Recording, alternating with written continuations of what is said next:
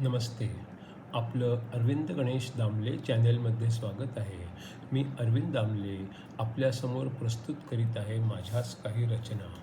हा आहे ह्या रचनांचा 1086वा भाग. आपल्याला या रचना पसंत पडल्या तर माझ्या अरविंद गणेश दामले चॅनलला सबस्क्राईब करा, लाईक करा, शेअर करा आणि बेल आयकॉन दाबायला विसरू नका. तर माझी पहिली हिंदीमधली छोटीशी रचना आहे.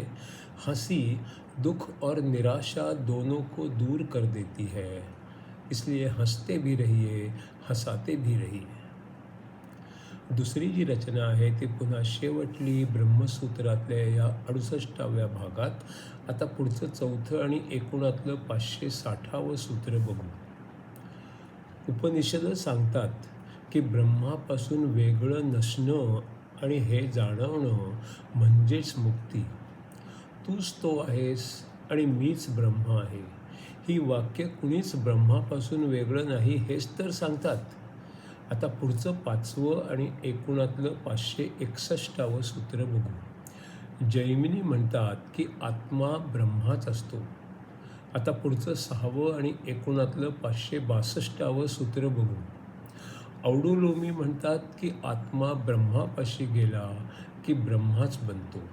म्हणून आत्म्याची अवस्था खरी म्हणजे अशी असते जेव्हा त्याला जाणीव होत असते, सर्व समजत असतं, शुद्ध बुद्धी असते आणि तो स्वतःमध्येच आनंदी असतो, अगदी ब्रह्मासारखाच.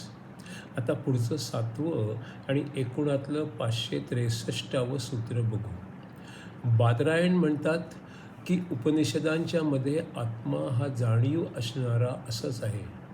एक शंका याच्याबद्दल अशी की जो जी इच्छा तीव्रतेने करतो ते त्याला मिळतं. मग मुक्तीसाठी फक्त तीव्र इच्छा असणं एवढंच पुरेसं आहे का त्यासाठी आणखी काही करावं लागतं? आणि त्यासाठी पुढचं 8वं आणि एकूणातलं 564वं सूत्र बघू. काही प्रवृत्ती आईवडिलांकडून येतात, त्या स्वतःच्या इच्छेखेरीज असतात का? एक म्हणणं असं की तेही इच्छेमुळेच घडतं, इच्छेनेच त्याला त्या कुटुंबात जन्म मिळतो. आता पुढचं 9वं आणि एकूणातलं 565वं सूत्र बघू.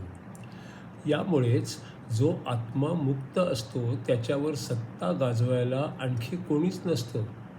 मग त्याला मुक्तपणे सगळीकडे संचार पण करता येतो, अगदी अख्ख्या ब्रह्मांडात. पण मग ब्रह्मलोकात पोचल्यावर काय होतं? आता पुढचं 10वं आणि एकूणातलं 566वं सूत्र बघू.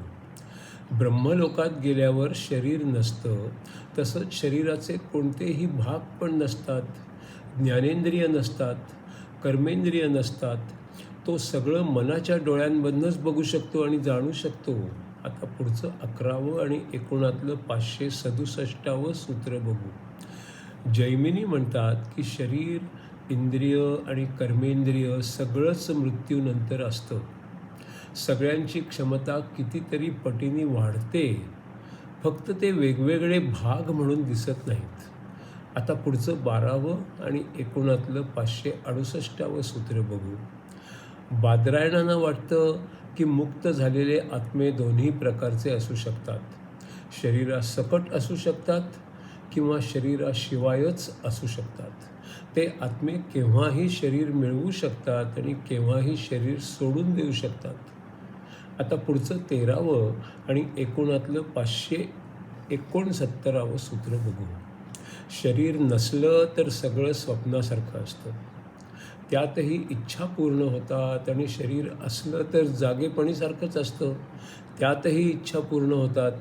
आता पुढचं 14वं आणि एकूणातलं 570वं सूत्र बघू. जेव्हा शरीर असतं तेव्हा जागं असल्यासारखं असतं.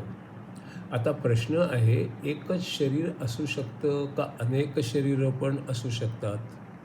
दुसरा प्रश्न आहे की ती शरीरं मृत असतात का जिवंत असतात? त्यातलं एकच शरीर जिवंत असतं आणि बाकीची मृत असतात का?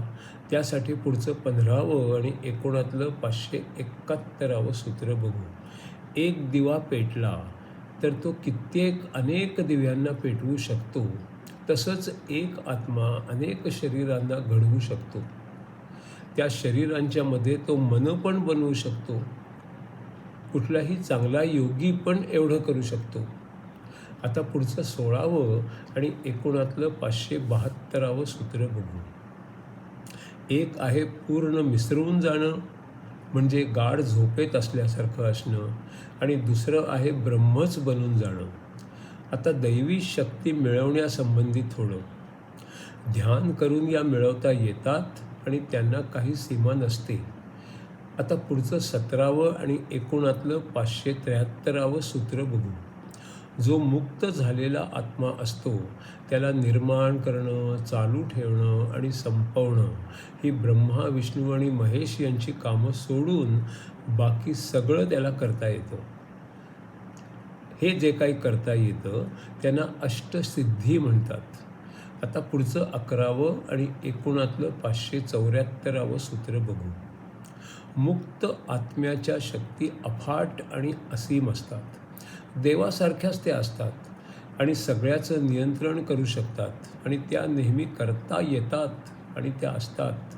आता पुढचं 29वं आणि एकूणातलं 575वं सूत्र बघू. आणखी एक प्रकारचं परब्रह्म असतं जे फक्त असतं. ते सगळ्या बदलांच्या पलीकडे असतं. ते सगळ्यांच्या मध्ये असतं आणि सगळ्यांच्या भोवती देखील असतं. सगळे त्याच्यातच असतात. ते बदलत नाही. त्या परब्रह्माला जे आत्मे जाऊन चिकटतात ते त्यांच्यासारखेच होतात. आता पुढचं 20वं आणि एकूणातलं 576वं सूत्र बघू. उपनिषदे आणि स्मृती दोन्हीही सांगतात की जो परमप्रकाश आहे तो बदलांच्या पलीकडे आहे. तो काही सूर्य, चंद्र किंवा अग्नीमुळे नसतो. आता पुढचं 21वं आणि एकूणातलं 577वं सूत्र बघू. जे आत्मे परब्रह्म सोडून कमी प्रतीच्या ब्रह्माला धरून असतात त्यांना असीम शक्ती मिळत नाही. एक शंका अशी की जर शक्ती सीमित असली तर ती कधीतरी संपणार, आणि तसं झालं तर ते आत्मे पृथ्वीवर परत येतात का? त्यासाठी बादरायण म्हणतात की ह्या पुढचं 22वं आणि एकूणातलं 578वं सूत्र बघू. ब्रह्मात मिळालेले आत्मे परत जन्म घेत नाहीत असं उपनिषदं म्हणतात. जे आत्मे शिरांमधून आणि मग सूर्याच्या किरणांमधून ब्रह्मलोकात पोचतात तिथे आणा आणि न्या असे 2 सागर असतात. तिथे खाण्याचे पदार्थ, अमृत वगैरे असतं आणि अपराजित नावाचं शहर असतं.